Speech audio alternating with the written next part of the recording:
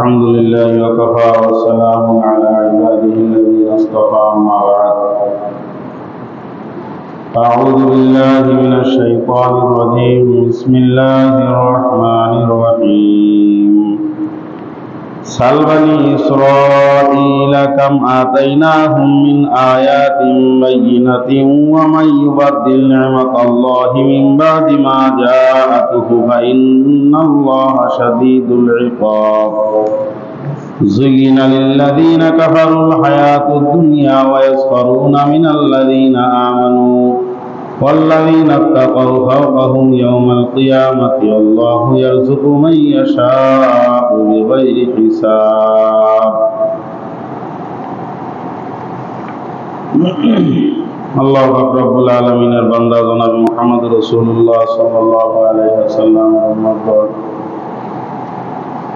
আল্লাহ রব্বুল আলামিনের দরবারে লাখো কোটি শুকরিয়া যে আল্লাহ রব্বুল আলামিন আপনাকে আমাকে দুনিয়ার সমস্ত কাজ কর্ম থেকে অবসর দিয়ে যে আল্লাহ সুবহানাহু ওয়া তাআলা তার ঘরে একত্রিত হওয়ার তৌফিক দান করেছেন। অন্তরস্থল থেকে কালিমাতুর শুকর আদায় করি আলহামদুলিল্লাহ। কোরআনে হাকিমের সূরাতুল বাকারার 211 নম্বর আয়াতে কারিমা তেলাওয়াত করা হয়েছে। আমাদের ধারাবাহিক তাফসীরের আলোচনার বিষয়বস্তু এখানে গত সপ্তাহে 10 নম্বর আয়াতে কারিমার আলোচনা হয়েছিল। এই আয়াতের মধ্যে আল্লাহ রাব্বুল আলামিন অত্যন্ত গুরুত্বপূর্ণ এবং খুব সুন্দর একটা বিষয় নিয়ে আলোচনা করতেছেন। সবই সুন্দর, তার ভিতর দিয়ে এই সমস্যাগুলা এইখানে যে বিষয় আলোচনা হবে এটা নাই এরকম আমরা খুব কম মানুষ আছি যে এই রোগে আমরা রোগী না।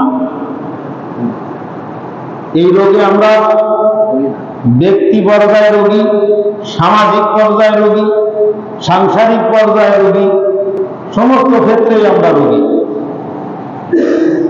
এই জন্য নিজেকে শুধরানোর নিয়াতে খুব মনোযোগ সহকারে কথাগুলো শুনলে আমি আশা করি ইনশাআল্লাহ বুঝে আসবে, মুখস্থও থাকবে। এই আলোচনার মূল কনসেপ্ট, মূল থিমটা হলো নেয়ামত থাকা অবস্থায় নেয়ামতের কদর করো। নেয়ামত থাকা অবস্থায় নেয়ামতের কদর করো, এই হলো তার মূল কনসেপ্ট এখানকার আলোচনার। আল্লাহ রাব্বুল আলামিন তার হাবিব সাল্লাল্লাহু আলাইহি ওয়াসাল্লামকে বনি ইসরাইলের একটা রেফারেন্স দিয়ে, বনি ইসরাইলের রেফারেন্সে আল্লাহ পাক আমাদেরকে বলতেছেন যে তাদেরকে কত কিছু দিয়েছিলাম আমি। আল্লাহ পাক অফুরন্ত নিয়ামত বনি ইসরাইলকে দিয়েছিলাম, এই রকম অফুরন্ত নিয়ামত আমি আল্লাহ পাক তোমাদেরকেও দিয়েছি। এই নিয়ামত পাওয়ার পরে যদি নিয়ামতের কদর না করো, শুকরিয়া আদায় না করো, তাহলে এই নিয়ামতের পরিণতি অত্যন্ত খারাপ, ভীষণ ভয়াবহ অবস্থা হবে। সেই মেসেজ এই আয়াতের মধ্যে আসছে। আমরা এই আয়াতে যাওয়ার আগে মূল বিষয়টাকে খুব সহজে ইনজাম করার জন্য একটা ঘটনা দিয়ে আমরা মূল আলোচনার মধ্যে যাব ইনশাআল্লাহ। ভারতের এক সময়কার শাসক ছিলেন হযরত সুলতান মাহমুদ গজনবী রহমাতুল্লাহ আলাইহি। আমরা অনেকে ইতিহাসে তার নাম জানি। সুলতান মাহমুদ গজনবী রহমাতুল্লাহ আলাইহি অত্যন্ত নেককার, দিনদার এবং অত্যন্ত ভালো একজন শাসক ছিলেন, ন্যায়পরায়ণ। এই সুলতান মাহমুদ গজনবী রহমাতুল্লাহ আলাইহি কর্মচারীদের মধ্যে, চাকর বাকর গোলামের মধ্যে একজন গোলাম ছিল, যে গোলামের নাম ছিল আয়াজ। গোলামের নাম কি ছিল ভাই? কথা বলবেন, গোলামের নাম কি ছিল? আয়াজ। এই আয়াজ দেখতে শুনতে খুব বেশি সুন্দর ছিল না, কিন্তু সুলতান মাহমুদ গজনবী রহমাতুল্লাহ আলাইহি অত্যন্ত প্রিয় পাত্র ছিল এই আয়াজ। সুলতান মাহমুদ গজনবী অত্যন্ত স্নেহ করতেন এই লোকটাকে। স্বাভাবিকভাবে দেখবেন অফিসের মধ্যে বস যদি কোনো কর্মচারীকে বেশি মহব্বত করে, বেশি পছন্দ করে, তাহলে তার যারা সিনিয়র থাকে তারা কিন্তু জলে জেলাস ফিল করে, এরা জেলাস ফিল করে আমি তার থেকে উচ্চপদস্থ অফিসার, আমি তার থেকে ভালো শিক্ষিত, আমি তার থেকে সুন্দর, আমার যোগ্যতা তার থেকে বেশি, অথচ বস বারবার ঘুরে ঘুরে তারা ডাকে, এতে জেলাস ফিল করে। তো যেহেতু সুলতান মাহমুদ গজনবী রহমাতুল্লাহ এই গোলাম, এই আয়াজ ছিল তো গোলাম, কৃতদাস, এই কৃতদাস এর প্রতি সুলতান মাহমুদ গজনবীর বেশি সময়ের কারণে অন্য মন্ত্রী পরিষদ যারা ছিল, ওনার সভাসদ বৃন্দ, ওনার ওই আশপাশের উপদেষ্টা যারা ছিল, তারা অত্যন্ত জিলাস ফিল করত। তো জিলাস ফিল করার সময় সুলতান মাহমুদ গজনবী রহমাতুল্লাহ উনিও তো বুঝতে পারেন যে এরা পছন্দ করে না, আমি যে আয়াজকে অত্যন্ত মহব্বত করি এটা পছন্দ করে না। তখন সুলতান মাহমুদ গজনবীর কাছে অভিযোগ আসে, আপনি কি এই কালো এই আয়াজের মধ্যে কি পাইছেন, এর এত কাছাকাছি রাখার কি প্রয়োজন? সুলতান মাহমুদ গজনবী রহমাতুল্লাহ বলতেছেন, এটার জবাব অন্য একদিন দেব। এরকম সেই জেলা ফিল কর্নেওয়ালাদেরকে ডাকছে, আয়াজকেও ডাকছে, টেবিলের উপর একটা মতি, 7 রাজার দন যেটাকে বলা হয়, সেই মতি রাখছে, আর একটা হাতুড়ি দিছে মন্ত্রীদের কাছে, প্রত্যেককে বলতেছে এই হাতুড়ি দিয়ে আঘাত করে এটাকে ভেঙে ফেলো, এই মতিটাকে ভেঙে ফেলো। তখন কি সমস্যা, কি অসুবিধা করে? হ্যাঁ, এবার হয়েছে, হয়েছে, এবার ঠিক আছে। হ্যাঁ, এখন এই মতিটা ভেঙে গেল, এটা হলো ওই বাদশার আদেশ, সুলতান মাহমুদ গজনবী রহমাতুল্লাহ নির্দেশ। এখন সমস্ত মন্ত্রীরা ওই হাতুড়ি হাতে নেয় আর ওই মতির দিকে তাকায়, এত দামি জিনিস একটা আঘাত করলে ভেঙে যাবে, নষ্ট হয়ে যাবে, এটা করা যায় না, যাবো না, থাক, এত সুন্দর জিনিসটা ভেঙে লাভ নাই। এইভাবে করে কেউই ভাঙতে পারে নাই। এবার সর্বশেষ আসছে আয়াজের পালা। আয়াজের হাতে হাতুড়ি দেওয়া মাত্রই দিয়ে যখনই বলেছে যে তাকে ভেঙে ভালো, বলার সঙ্গে সঙ্গে একদম অনতি বিলম্বে কোন রকম কালক্ষেপণ ছাড়া এক বাড়ি দিয়ে সেটা ভেঙে ফেলাইছে। ভাঙার পরে এবার ওই জেলাস ফিল করা মন্ত্রীরা যারা উপদেষ্টা পরিষদ, তারা মনে মনে চিন্তা করতেছে, আয়োজন কর্তৃপক্ষে সুলতান মাহমুদ গজনবী বুঝবে যে এই আয়াজের দ্বারায় রাষ্ট্রের ক্ষতি ছাড়া কোনো উপকার হবে না, এত দামি জিনিস ভেঙে ফেললো। তখন মন্ত্রীদেরকে আয়াজ এই গজনবী জিজ্ঞাসা করতেছে যে তোমরা এটা ভাঙতে পারলে না কেন, এত দামি সম্পদ ভেঙে লাভ কি, তুমি এটা ভাঙলে কেন আয়াজ? তখন আয়াজ একটা বিখ্যাত উক্তি করে উত্তর দিছে যে এরকম একটা মতি তো দূরের কথা, এরকম হাজার হাজার লক্ষ লক্ষ মতির থেকে আমার নিকটে সুলতান মাহমুদ গজনবীর আদেশের দাম অনেক বেশি। বাদশার নির্দেশ, এই নির্দেশের দাম আমার কাছে এরকম লক্ষ কোটি মতি মণিমুক্তার থেকেও অনেক বেশি, এই জন্য এটা আমার কাছে কোনো দাম নাই। এখান থেকে একটা গুরুত্বপূর্ণ মেসেজ, যারা অরিজিনাল মুসলমান, যারা আল্লাহ পাকের খাঁটি গোলাম, আমরা দাবি করি যে আমি রবের গোলাম, আমারও ওই রকম হইতে হবে যে সমস্ত দুনিয়ার থেকে আমার রবের নির্দেশ আমার কাছে সব থেকে বেশি দামি। কথা বলেন ঠিক? এর থেকে বেশি দামি আর কোনো কিছু হইতে পারে না। সমস্ত দুনিয়া ধ্বংস হয়ে যেতে পারে, সমস্ত দুনিয়া বিরুদ্ধে চলে যেতে পারে, কিন্তু আমার রবের নির্দেশ আমার কাছে শিরোধার্য, এটার মধ্যে কোনো রদবদল, কোনো পরিবর্তন হবে না। এইভাবে করে খুঁজতে খুঁজতে এই আয়াজের পিছনে লাগতে লাগতে কি করা যায়, আয়াজের তো কিছু একটা ফল বের করে দেখার দরকার। এই পরীক্ষায় আয়াজ পাস করে গেছে। একদিন আয়াজের পিছনে লোক লাগাইছে, গোয়েন্দা ফিট করে দিছে, 24 ঘন্টা রুটিন মনিটর করা হচ্ছে, তার প্রত্যেকটা পদক্ষেপ কোথায় কি করে না করে। দেখা গেল যে প্রত্যেক দিন রাত্রে ঘুমানোর আগে এই আয়াজ একটা সুটকেস, ভাঙ্গা একটা বাক্স প্রত্যেক দিন রাত্রে খোলে, খোলার পরে ওটার মধ্যে কি যেন দেখে, একটু নাড়াচাড়া করে, আবার ওটাকে রেখে দেয়, রেখে দিয়ে ঘুমায় পড়ে। গুরুত্বপূর্ণ একটা পয়েন্ট পাওয়া গেছে। সারাদিন বাচ্চার আশেপাশে থাকে, কত দামি সম্পদ তার হস্তগত হয়, ওইগুলোকে সে মনে হয় কুক্ষিগত করে এই বাক্সের মধ্যে লুকায় রাখে, আর প্রত্যেকদিন রাত্রে হিসাব করে সারাদিন কি পরিমাণ চুরি করতে পারছে।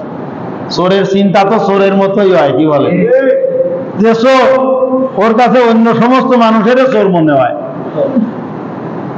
ও মুসলমান, সুলতান মাহমুদ গঞ্জনী রহমাতুল্লাহ আলাইহির উপদেষ্টারা সুলতান মাহমুদকে বলতেছে, যা বলা একটা গুরুত্বপূর্ণ বিষয় আপনার নলেজে আনা দরকার, আপনার কর্মগোচর করা দরকার, যে আপনার যে গোলাম আছে আয়াজ, এই আয়াজ লোকটা আপনার অত্যন্ত বিশ্বস্ত। আপনি মনে করেন যে সে আপনার অত্যন্ত বিশ্বস্ত, কিন্তু এই আয়াজ সারাদিন যা কিছুই করুক না কেন, রাত্রে সে একটা গোপন কাজ করে। কি কাজ করে রাত্রে?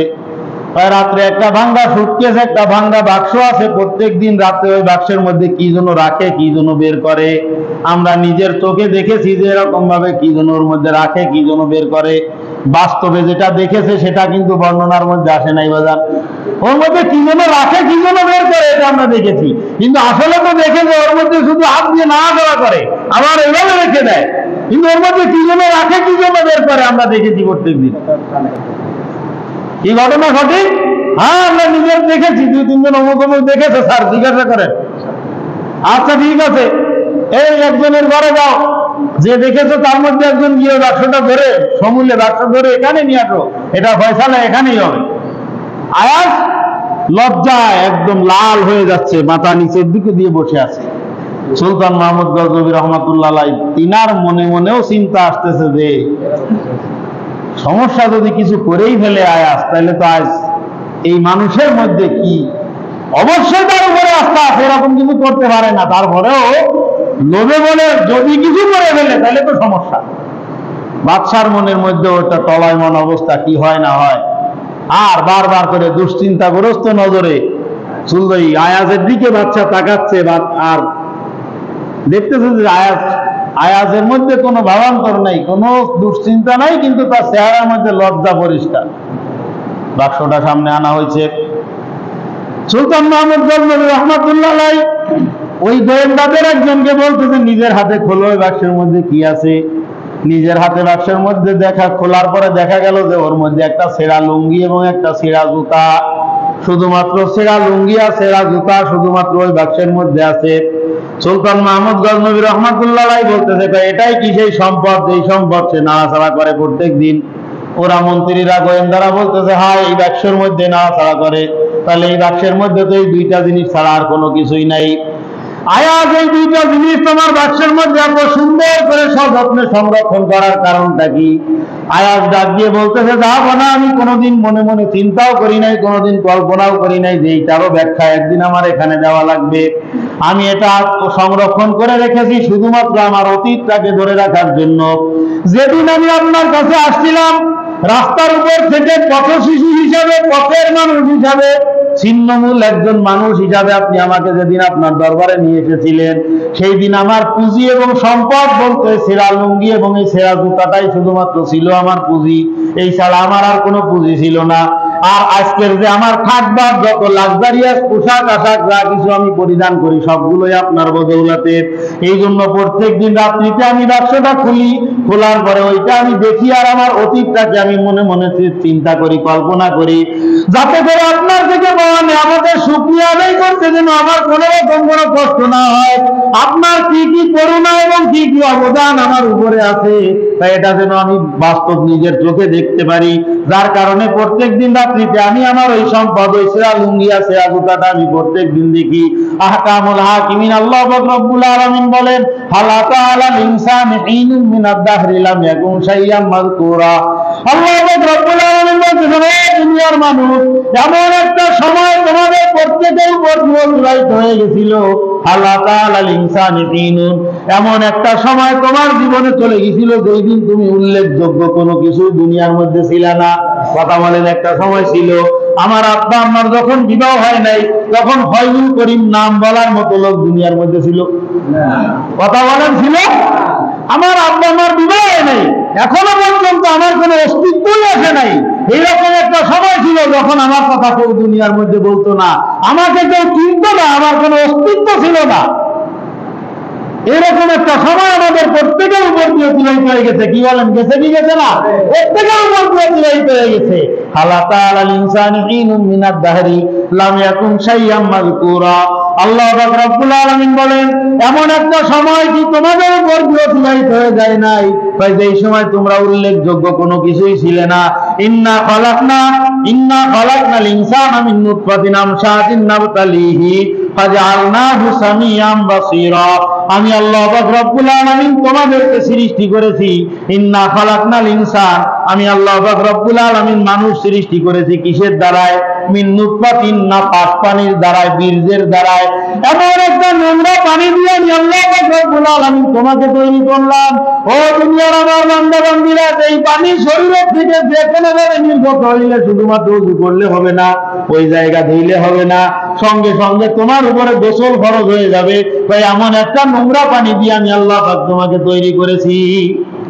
সেই নোংরা পানিটা আবার সলিড না, মিন নুতফাতিন আমশাজ, ভেজালযুক্ত, ভেজাল দিয়ে মিক্সার করে আমি আল্লাহ পাক নারী এবং পুরুষের দুইজনের ভেজালযুক্ত নাপাক পানি দিয়ে আমি আল্লাহ পাক তোমাকে বানাইছি। তারপরে কি করলাম?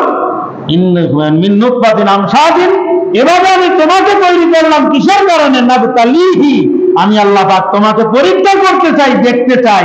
ফাজআলনাহু সামিআন বাসীরা, এরপরে আমি আল্লাহ পাক তোমাকে কত সুন্দর চক্ষু দিলাম, কত সুন্দর কান দিলাম, কত সুন্দর অবয়ব চেহারা দিলাম।